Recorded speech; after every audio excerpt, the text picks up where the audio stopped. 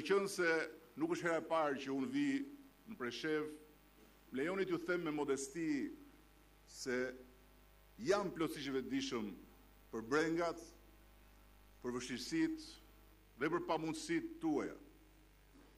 Brenga shkaktuara shpeshherë pavarësisht nga ju.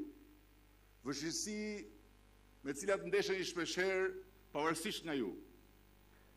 Dhe pengesa që shpeshherë i gjeni rrugën tuaj në mënyrë të pamerituar.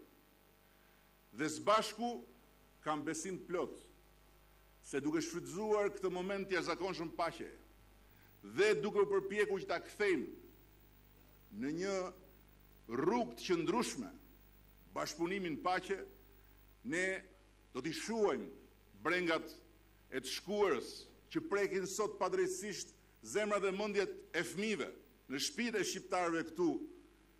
Ne do t'i zhbëjmë vështirësitë që vinë si rezultat e një të shkuare që vazhdon ta kërcënojë Ballkanin, dhe ne jini të bindur dhe keni besim do t'i heqim të gjitha pengesat që e ndalojnë një vajzë dhe një djalë me kombësi shqiptare që të ndjehet europian i barabartë mes të barabartësh pavarësisht se ku jeton.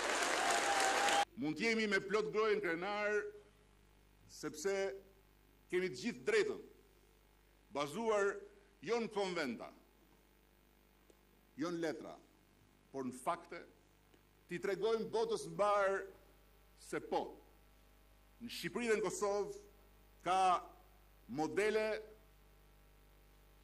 të admirueshme të bashkëjetesës, ka modele të admirueshme të respektit për liritë dhe për drejtat e minoriteteve. Ka shumë rëndësi që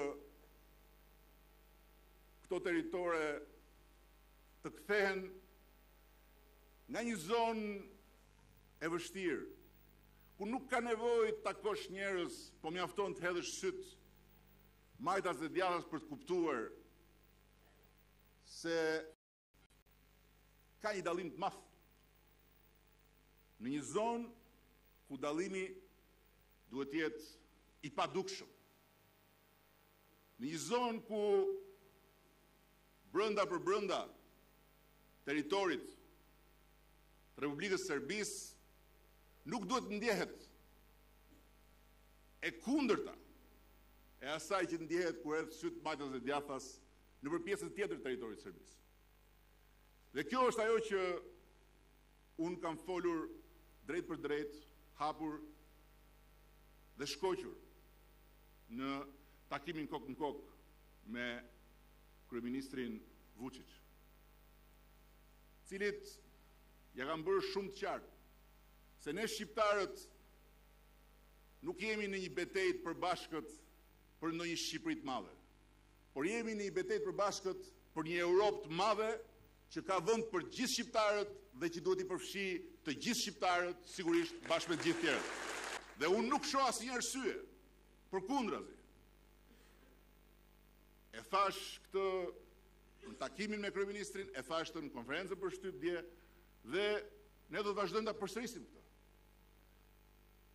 S'ka arsye që shqiptarët e Luginës Preshevës të kenë më pak mundësi, të kenë më pak liri, të kenë më pak drejta se serbët e veriut Kosovës. Çështja e Luginës Preshevës është themeltare. Do të bashkëpunojmë edhe me qeverinë e Serbisë, do të bashkëpunojmë edhe me përfaqësuesit tuaj këtu, që kjo situatë ndryshojë. Dhe ja kam kërkuar shprehjimisht kryeministrit të Serbisë, nëse duhet ta thoja këtu me zë të lartë që ai personalisht dhe qeveria serbe do të angazhohen seriozisht për përmirësimin e infrastrukturës shkollore dhe spitalore, dhe për t'i dhënë fund odisesë së papranueshme të gjithë nënave të reja që për të lindur fëmijë duhet hikin me 10 kilometra larg. Dhe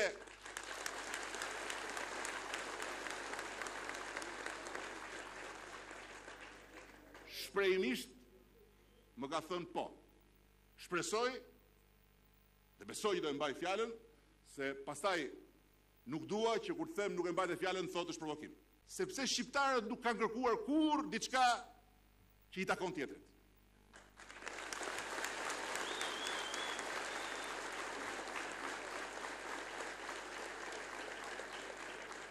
Sepse shqiptarët nuk kanë rënë kur në kurthin e atij nacionalizmi që e bën njeriu, po që mund ta bëj edhe një vend të tërë të verbër për të hapur luftra jo për lirin e vet, po për të mos e lënë tjetrin të lirë.